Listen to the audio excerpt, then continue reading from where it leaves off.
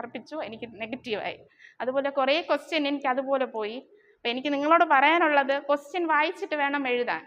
നമ്മൾ പഠിച്ച ആ കോൺഫിഡൻസിൽ പോയിട്ട് കുറച്ച് കാണുമ്പോൾ തന്നെ ഓപ്ഷൻ എ നമ്മൾ നോക്കുമ്പോൾ അത് തന്നെ ആയിരിക്കും ആൻസർ എഴുതും. അതുകൊണ്ട് എല്ലാവരും ക്വസ്റ്റ്യൻ വായിച്ചിട്ട് വേണം എഴുതാൻ.